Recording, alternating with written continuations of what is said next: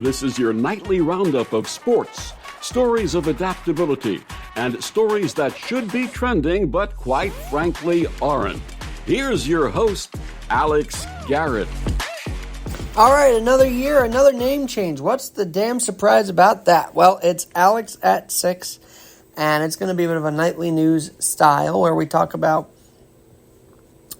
things that maybe the main vein don't want to talk about on the One Leg Up feature, because that's about how we have one leg up on life. This feature, Alex at 6, is about ways we can improve life and, criticize ways we aren't all improved, and also give you some updates. If you missed the afternoon show, by the way, I do want to say once again, congratulations to Stephen Swindle Jr. on his big front page cover story on the New York Post today.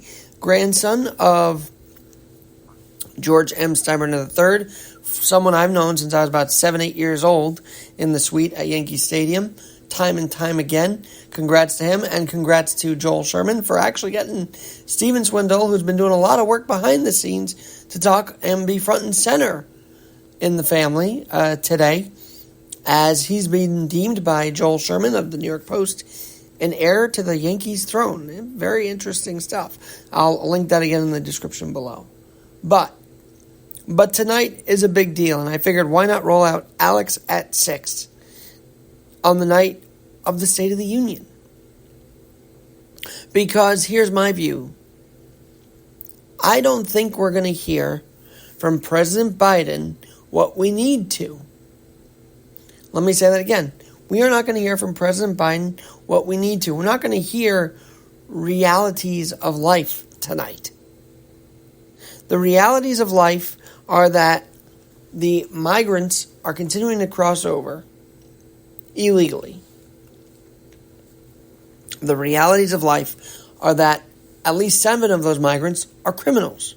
We know that because they attacked NYPD cops and attacked a woman in Soho, a killed woman in Soho, as a matter of fact, who's now in Arizona because the Arizona judge is worried the DA here and the justice system here is not going to do anything.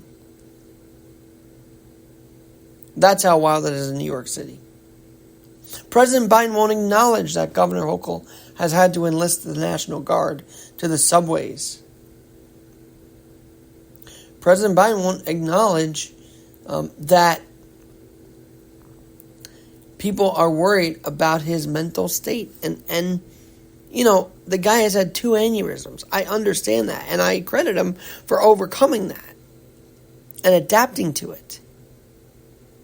But here at Alex at 6, I just got to say, I strongly believe there will not be a Joe Biden as president to come to the convention.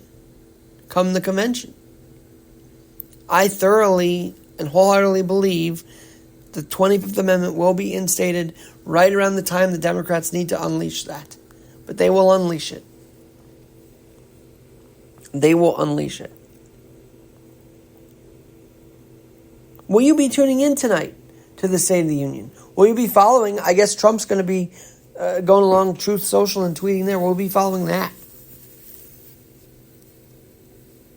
It's a very important address tonight. The State of the Union is always a very important address. But with his mumbles and his stumbles and his just, come on, Jack kind of mentality, I don't know how good it's going to be tonight. Can you believe it's been his 3rd one? I can't believe that. That we're already 3 years into this presidency. And in his 4th year,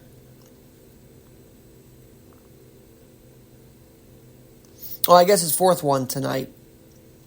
And in his 4th one, it comes with a lot of questions. What is he possibly going to say to ease the nation? As we see continual horrors in the Israeli-Hamas war, as we continue to see Ukraine fighting against Russia, we continue to see the border crisis. We continue to see inflation. He won't address the fact that there are pesticides in Cheerios, but I saw that headline today as well. What we see tonight may be tuned out by a lot of people. But it's a very important State of the Union because we need to know from our president what his plan is in this year of office. I don't want to say final year because he might be voted in next year and might swear in on January 20th, 2025, but we don't know. We don't know that. We don't know anything about that far out. But what I do know is it looks like there's not one family member of a fallen American at the hands of a illegal immigrant at tonight's State of the Union. There's not one family member who has been plagued by this fentanyl issue and lost someone due to fentanyl, which comes over the border as well.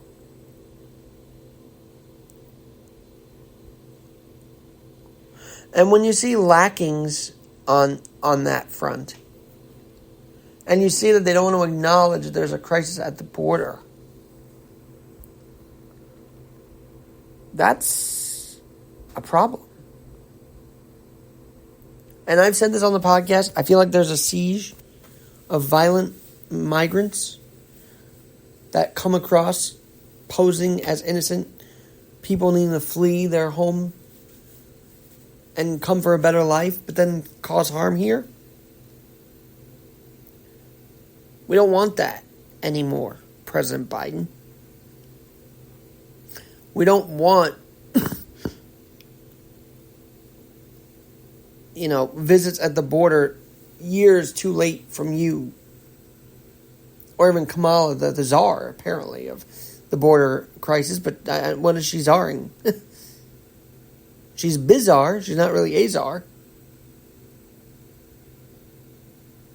And I know I've been trying to stay away from politics on this podcast in general, but when our tax-paying dollars are going into this mess, you've got to feel like you got to hold this administration, whoever's in there, accountable.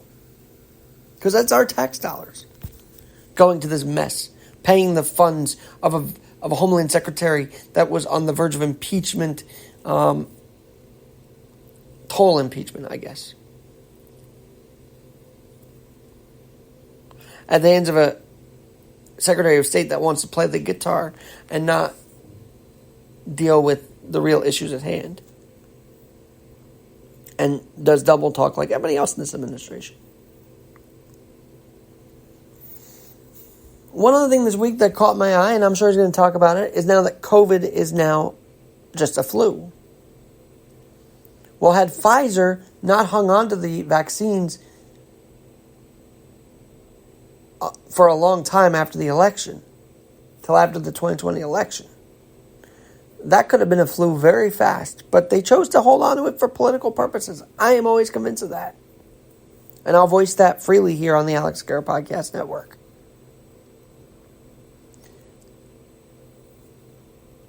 And while I have nothing really to say yet about the 2024 election, because I don't even know if these candidates are going to be the candidates in the summer, I will say this. I don't want another term of Biden if it's going to be this disaster. And I think what we saw Super Tuesday wasn't a great victory for Biden. It was there were Democrats that didn't show up for Biden. So what does that mean? That means in November, they might not even vote blue on the ticket. They don't have to. They could vote red, no matter who it is. And if this country sees red again,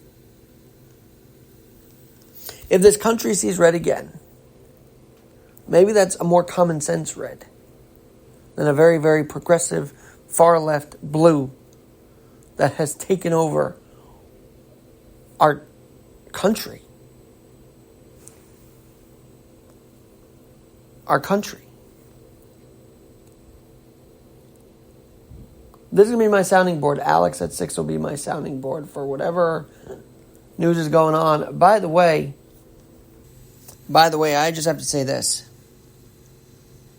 Alabama's legislature kicks ass.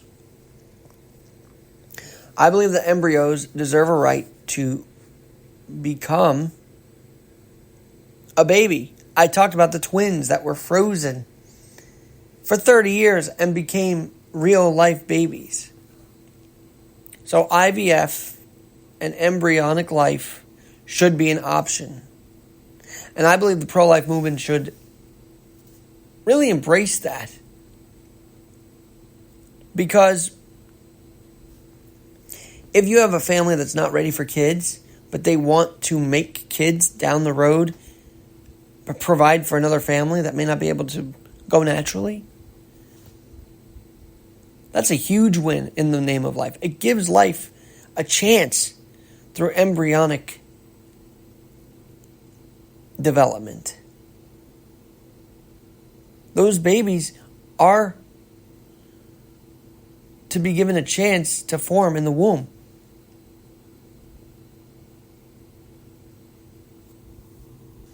Even if they've been frozen for 30 years. So good on the Alabama legislature. And tonight, President Biden better make some sense and tell us a real clear vision. I just don't think he will.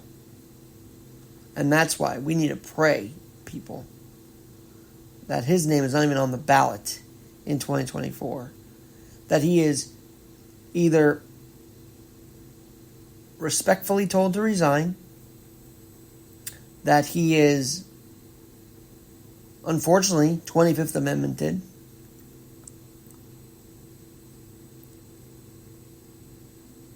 or that he himself realizes he can no longer serve in the mental state he is in. Those are my prayers tonight on the first Alex at 6 on the Alex Garrett Podcast Network.